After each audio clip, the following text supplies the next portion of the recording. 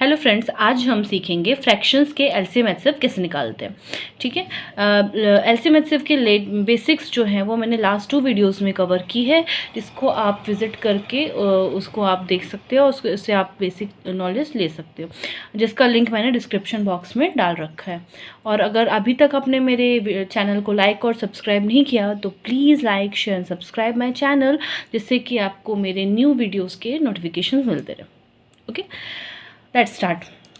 जैसे कि मैंने यहाँ पे क्वेश्चन लिख के रखा है 12/35, 8/7, 16/21, 4/7, दीज ऑल आर फ्रैक्शंस। ये फ्रैक्शन नंबर हैं जिसका हमको क्या निकालना है, फाइंड एलसीएम।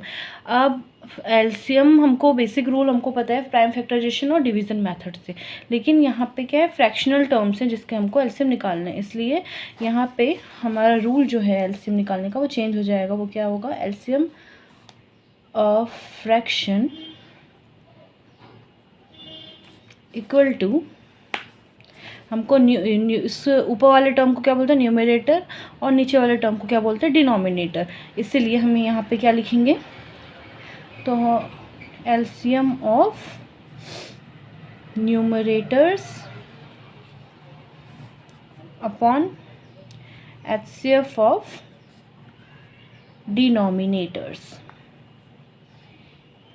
मतलब एलसीएम निकालना है फ्रैक्शन का, तो ऊपर वाले जितने भी न्यूमरेटर टर्म्स हैं उसको क्या निकालना पड़ेगा, एलसीएम, और डिनोमिनेटर में जितने नंबर्स हैं उनको निकालना पड़ेगा एचसीएफ। ठीक है, तो हम इसका आंसर निकालते हैं। Equal to LCM, equal to LCM लेना है। एलसीएम किस किस का लेंगे हम, एलसीएम 12 का, 8 का, 16 का और 4 का। और यहाँ पे एचसीएफ 35 का, 7 का, 21 का एंड 4 का, सॉरी 7 का, सॉरी। ठीक है, तो अब हमको एलसीएम और एचसीएफ निकालना है। अगर आप बेसिक रूल से जाओगे तो आपको बाय पूरा मतलब प्रॉपर मेथड अप्लाई करना पड़ेगा, प्राइम फैक्टराइजेशन, और इसके लिए लॉन्ग डिवीजन मेथड और prime factorisation method. But competitive exams के लिए ये आपको ये याद रखना है कि आपको माइंड में एलसीएम और एचसीएफ करना आना चाहिए। ऐसे मतलब लोएस्ट कॉमन मल्टीपल। तो अब ये देखिए, दो नंबर करके हम मल्टीपल लेते हैं 12 और 8 का। 12 और 8 में ऐसा कौन सा नंबर है जो दोनों में आता है, 24। 12 2 जा और 8 3 जा, 24। और 16 और 4 में कौन सा ऐसा नंबर है जो दोनों में आता है, 16। ठीक है, अब इन दोनों का कॉमन फैक्टर निकाल लो। 24 और 16 में से कौन सा नंबर है जो दोनों के टेबल में आता है, 48। इसीलिए हमारा एलसीएम हो गया यहाँ पे 48। देखा कितनी इजीली माइंड से हमने एलसीएम निकाल लिया। ठीक, अब एचसीएफ। एचसीएफ में आपको ये देखने थे, कॉमन फैक्टर देखने रहते हैं। ठीक है, कॉमन फैक्टर 7 और 35 में क्या होगा, 7, और 7 और 21 में भी 7। ठीक है, एचसीएफ क्या होगा, 7 ही होगा ना। तो अब दोनों में 7 ही 7 है, और 7 का कॉमन फैक्टर भी क्या होगा, 7। इसलिए आंसर क्या आया हमारा, 48/7 इज आंसर। इट्स इजी ना। ठीक है, चलिए एक और एग्जांपल के थ्रू हम करते हैं। एक और एग्जांपल के थ्रू हम इसको टेस्ट अप्लाई करके देखते हैं।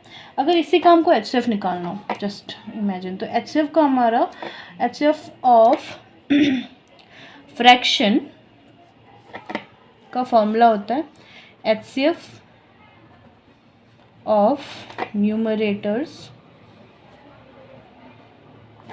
On LCM of denominator. बहुत इजी फॉर्मूला है, आप एक बार अच्छे से पढ़ोगे तो आपको याद रह जाएगा। तो एलसीएम निकालने के लिए क्या करना पड़ता है, ऊपर को एलसीएम लेना पड़ता था, ऊपर वाले नंबर्स को, और नीचे वाले को एचसीएफ।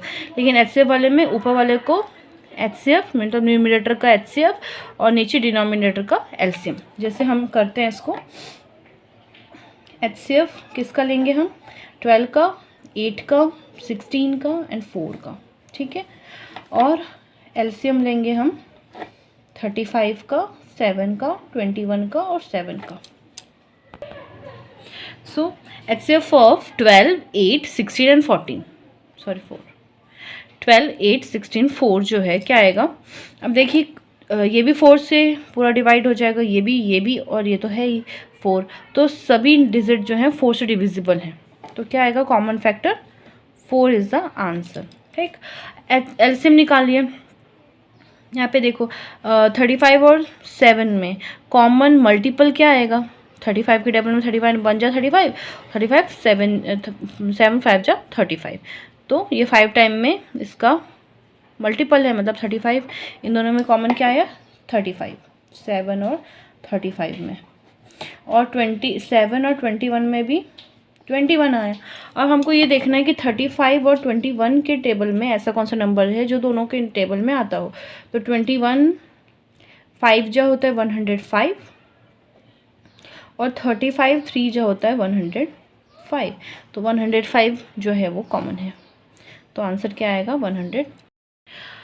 Okay fine. इस टाइप से अगर हम निकालेंगे एलसीएम एचसीएफ तो विद इन अ मिनट हमारे पास आंसर होगा, और हमारा बहुत सारा टाइम मैनेज हो जाएगा एग्ज़ाम्स में। So that's all, thank you so much.